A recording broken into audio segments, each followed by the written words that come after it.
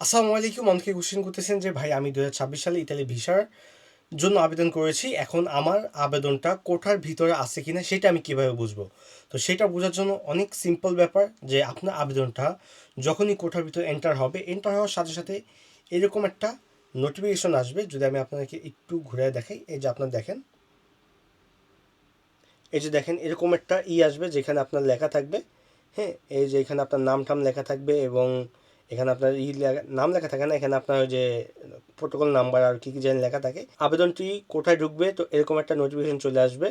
এটা আমি প্রাইভেসির কারণে পুরোপুরি আমি জুম করে দেখাইতে পারতেছি না। এরকম একটা নোটিফিকেশন যখনই আপনার আসবে তখনই বুঝবেন যে আপনার আবেদনটি কোঠার আন্ডারে আওতাভুক্ত হয়েছে।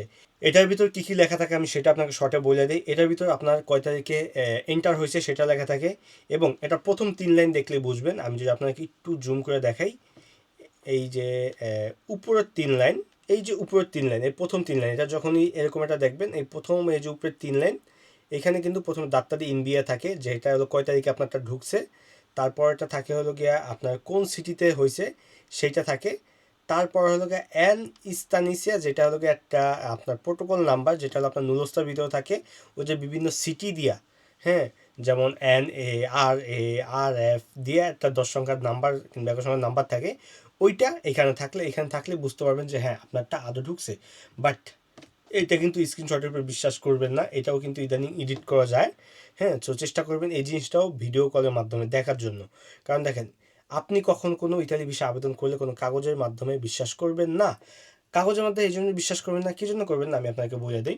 যে দেখেন, এখন এআই এর যুগ, এখন প্রতিটা কাগজ প্রতিটা ডকুমেন্ট এডিট করা যায়।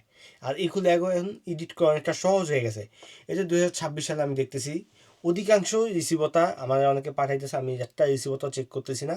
কারণ 26 সালে এরা এই বছর এরকমভাবে দুর্নীতি শুরু করছে, এরা প্রো লেভেলের লোক হায়ার করছে। কারণ এরা একটা বিষয় থেকে অনেক টাকা ইনকাম করতেছে। একটা প্রো লেভেলের এডিটর হায়ার করতে তার অত সময় লাগবে না।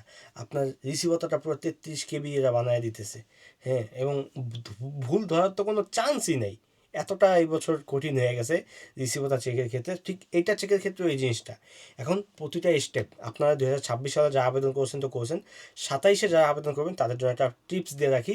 যে কোনো বিষয় আপনি দাদার সাথে আগেই বলবেন যে আপনার প্রতিটা ধাপ, আপনি যখনই এক ধাপ থেকে আরেক ধাপ আগাবেন, আমরা আপনার ধাপটা অনলাইনে দেখতে চাইবো কিংবা অনলাইনে আমাকে দেখাবেন। হ্যাঁ, ভিডিও কলের মাধ্যমে হোক কিংবা ভিডিও করে হোক, যেভাবে হোক আমাকে দেখাবেন। কারণ আপনার নুরস্তা এবং রিসিভতার ক্ষেত্রে এই দুইটা ভিডিও কল আমি চাই। আপনি টাকা কত নেবেন, হ্যাঁ, ওইভাবে একটা লেনদেনের ফিক্স করবেন। কারণ দেখেন, যখন অনলাইন থেকে, এই যে আমি আপনাকে যদি দেখাই, এই যে দেখেন আমার এখানে পোর্টাল ওপেন হয়ে রয়েছে। হ্যাঁ, এখানে দেখেন এই যে অনলাইনে অনেকগুলো নাম আছে, অনেকজনের আছে।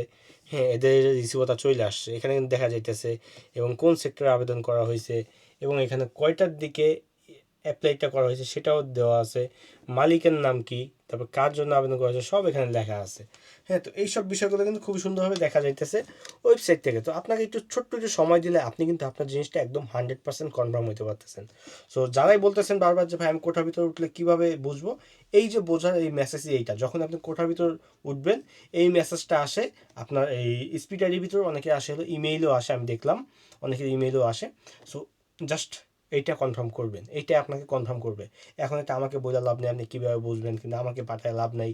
অনেকে আমাকে রিসিভতা পাঠায় বলে যে ভাই আমি রিসিভতা পাঠালাম, এটা দেখেন তো এটা কোঠা অন্তর্ভুক্ত আছে কিনা। এখন এটা আমি কীভাবে বুঝবো ভাই? একটু ব্রেন খাটায় কাজ করেন। যারা এই কাজগুলো করতেছেন না কেন, একটু ব্রেন খাটায় কাজ করেন, আপনার কোশ্চেনের ভিতরে আপনার অ্যান্সার পেয়ে যাবেন। তো সবাই ভালো থাকেন, সুস্থ থাকেন, দেখা হবে পরবর্তী ভিডিওতে। এবং ইতালি ভিসা বিস্তারিত এরকম প্রো টিপস পেতে হলে ইউটিউব চ্যানেল এবং ফেসবুক পেজটাকে ফলো করে রাখেন। আল্লাহ হাফেজ, দেখা হবে পরবর্তী ভিডিওতে। মিলান থেকে আমি নাইম খান বলছিলাম। আল্লাহ হাফেজ।